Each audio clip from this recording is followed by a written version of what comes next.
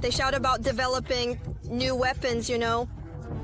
They are ready to offer allies and partners the most advanced weaponry, from small arms to armored vehicles and artillery. They believe they make the best equipment in the world, spending billions of dollars on it. Many of them are years or perhaps even decades ahead of their foreign counterparts and significantly surpass them in terms of tactical and technical characteristics. However, on the battlefield, the occupiers have nothing to counter Ukraine with, since the armed forces of Ukraine are equipped with the most advanced weapons of domestic and, to be honest, Western weighted production. Incredibly simple to use, extremely compact, and most importantly, absolutely deadly. All of these are characteristics of the Ukrainian multi-channel universal anti-aircraft missile system, capable of destroying both ballistic and aerodynamic targets. The air defense system Kilchen became widely known in 2021. Then, at that time, Yuzhnoye Design Bureau announced its readiness to begin work on creating an innovative anti-aircraft missile system, that's capable of hitting targets at a distance of 280 kilometers, which is at least 80 kilometers more than the much vaunted Russian S-300 system. The maximum engagement range of the system, as we have already mentioned, is 280 kilometers. This applies to subsonic aerodynamic targets. The Kilchen system can shoot down supersonic fighter jets within a 130-kilometer radius, and ballistic targets up to 44 kilometers.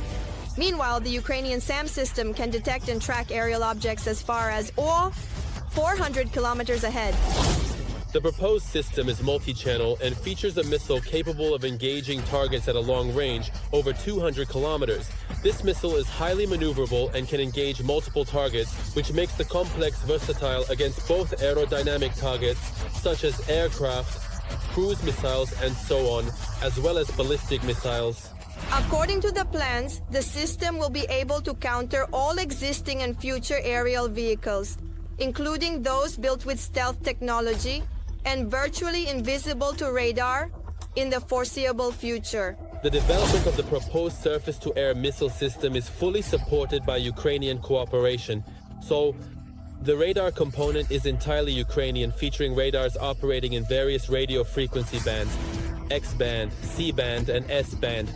This unique Ukrainian development not only shoots down everything within a radius of several hundred kilometers, but also reliably protects its crew. Unlike Russian counterparts, our operators can control the SAM system from several dozen kilometers away from the front line.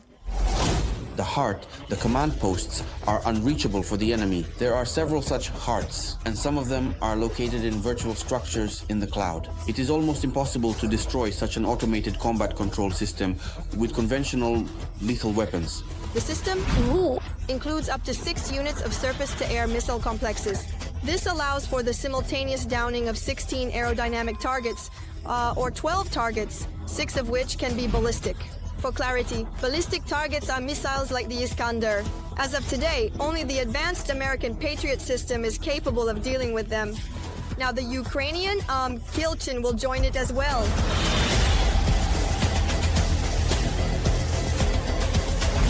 It turns out that the Ukrainian air defense system can even compete with the American one. With one detail, according to the developers, Kilchen will cost several times less. Purchasing the Kilchen air defense complexes can also be compared to acquiring the Patriot system. If you weigh it up, on one side you have the cost of a Patriot system, and on the other, you could get about 5 or 6 of our air defense systems for the same price. So, how might Russia respond to this? As usual, with nothing sensible. More often than not, the Kremlin's grandiose statements end up amounting to nothing, and only scare the gullible viewers of propaganda channels. Anything more complicated than a nail or a colander, they simply can't produce beyond the curb. State trials are conducted, and, there's a whole list of complaints written up about what needs to be fixed. That's it. And the developer says, well, yes, of course, you're absolutely right. I'll fix everything, but these are minor issues. While we're setting up mass production, we'll sort all of this out. In Russia, this approach is used for all types of weaponry. The most the Kremlin is capable of is stealing from others. Well, let's just wait until the Americans spend money on new technologies and then we'll snatch it from them. Russia has indeed tried more than once to find out, or better yet, steal the information and blueprints for the Ukrainian Kilchen surface-to-air missile system. But all efforts have been in vain, even though domestic SAM systems are already at the stage of their first prototypes. All information is kept under the strictest secrecy.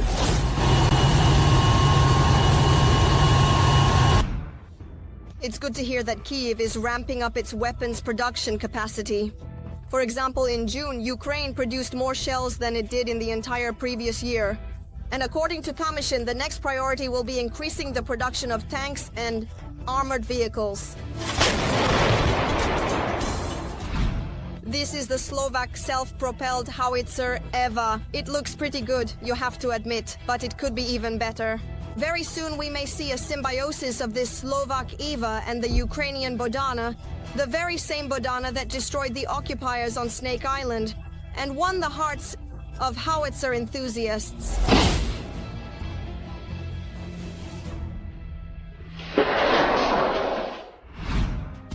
The new self-propelled artillery system will be produced by the Slovak company Constructor Defense and the Ukrainian Kramatorsk machine tool plant.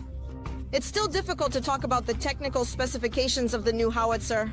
Slovak and Ukrainian developers have promised to adapt the self-propelled artillery system to meet our military's needs. This howitzer uses NATO standard 155mm shells. Its firing range is 43 kilometers. EVA holds 12 shells with 12 more in a compartment inside the unit.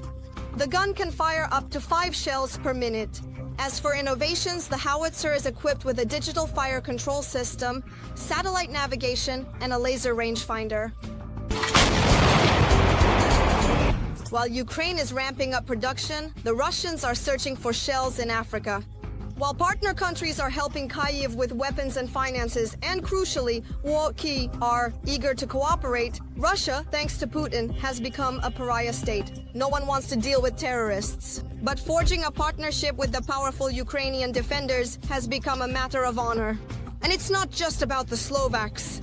The Turkish company Baykar has begun construction of its plant for producing Bayraktars, and the German conglomerate Rheinmetall will open a tank factory in western Ukraine. The latter plans not only to manufacture weapons, but also to train Ukrainians to service heavy equipment and other advanced weaponry produced at the plant. And that's far from everything that makes the occupiers tremble on the battlefield. Believe me, the armed forces of Ukraine still have plenty of surprises in store that can stun the enemy. In the next episode, we will talk about the latest weapons being supplied to the Ukrainian army at the front and about the results of their use. So make sure to like this video and don't forget to subscribe to the channel so you don't miss new episodes of Arsenal.